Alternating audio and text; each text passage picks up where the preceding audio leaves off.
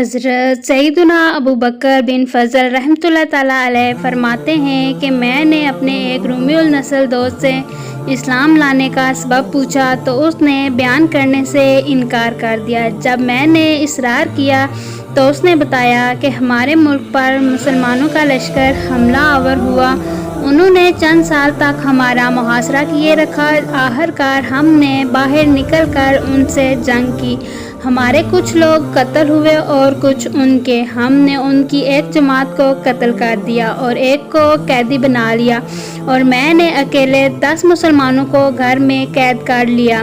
روم میں میرا بہت بڑا گھر تھا، لہٰذا میں نے ان سب کو اپنے خادمین کے سپرد کر دیا، انہوں نے ان کو بیڑیوں میں باندھ کر چرو پر سامان لادنے کے کام پر لگا دیا۔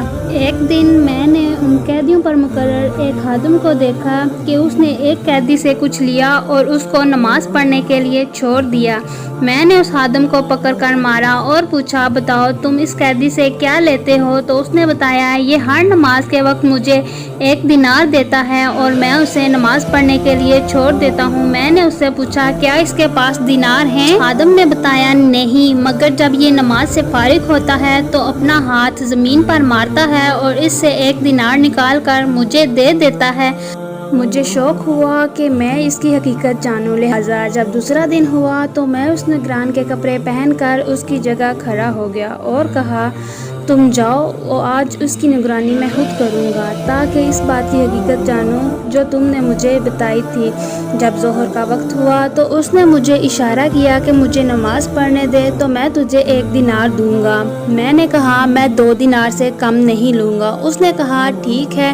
میں نے اسے چھوڑ دیا، اس نے نماز پڑھی۔ جب فارغ ہوا تو میں نے دیکھا کہ اس نے اپنا ہاتھ زمین پر مارا اور وہاں سے نے 2 دینار نکال کر مجھے دے دیے۔ جب عصر کا وقت ہوا تو اس نے مجھے پہلی مرتبہ کی طرح اشارہ کیا، میں نے اسے اشارہ کیا کہ میں 5 دینار سے کم نہیں لوں گا، اس نے مان لیا۔ پھر جب مغرب کا وقت ہوا تو حسب معمول مجھے اشارہ کیا، میں نے کہا، میں 10 دینار سے کم نہیں لوں گا، اس نے میری بات مان لی۔ جب نماز سے فارغ ہوا تو زمین سے 10 دینار نکال کر مجھے دے دیے اور عادت اس نے مجھے اشارہ کیا، میں نے کہا، میں 20 دینار سے کم نہیں لوں گا، پھر بھی اس نے میری بات تسلیم کر لی اور نماز سے فراغت پا کر اس نے زمین سے 20 دینار نکال لیے اور مجھے تھما کر کہنے لگا، جو مانگنا ہے مانگو، میرا مولا بہت غنی اور کریم ہے، میں اس سے جو مانگوں گا وہ بخل نہیں کرے گا۔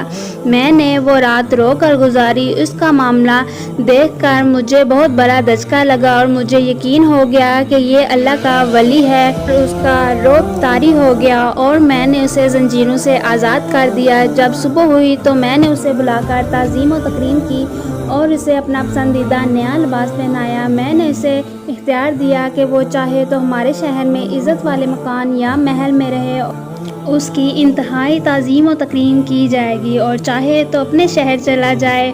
اس نے اپنے شہر جانا پسند کیا، لہٰذا میں نے ایک خچر منگوایا اور زاد راہ دے کر اسے خچر پر خود سوار کیا۔ اس نے مجھے دعا دی، اللہ اپنے پسندیدہ دین پر تیرا خاتمہ فرمائے۔ اس کا یہ جملہ مکمل نہ ہوا تھا کہ میرے دل میں دین اسلام گھر کر گیا۔ پھر میں نے اس کے ساتھ اپنے 10 غلام اور خادم بھیجے، انہیں حکم دیا کہ یہ سب اس کی بہت زیادہ تعظیم و تکریم کریں اور اسے کسی قسم کی کوئی تکلیف نہ ہونے دیں، اور یہ کہ وہ لوگ اس کے حکم کی اطاعت کریں اور وہی کریں جو یہ پسند کرے، اس کی مخالفت بالکل نہ کریں۔ پھر اس کو ایک دوات اور کاغذ دی اور ایک نشانی مقرر کر لی، جب وہ اپنے مقام پر محفوظ پہنچ جائے تو وہ نشانی لکھ کر میری طرف بھیج دے۔ ہمارے اور اس کے شہر کے درمیان 5 دن کی مسافت تھی۔ جب 6واں دن آیا تو میرے خدام میرے پاس آئے، ان کے پاس رکا بھی تھا جس میں اس کا ہاتھ اور وہ علامت بھی تھی۔ میں نے اپنے غلاموں سے جلدی پہنچنے کا سبب پوچھا تو انہوں نے بتایا کہ جب ہم اس کے ساتھ یہاں سے نکلے تو ہم بہت تھکاوٹ اور مشقت کے بغیر 1 گھڑی کے اندر وہاں پہنچ گئے، لیکن واپسی پر وہی سفر کی تھکاوٹ اور تکلیف کے ساتھ 5 دنوں میں طے ہوا۔ ان کی یہ بات سنتے ہی میں نے اسی وقت کلمہ پڑھا اور مسلمان ہو گیا۔ پھر میں روم سے نکل کر مسلمانوں کے شہر آ گیا۔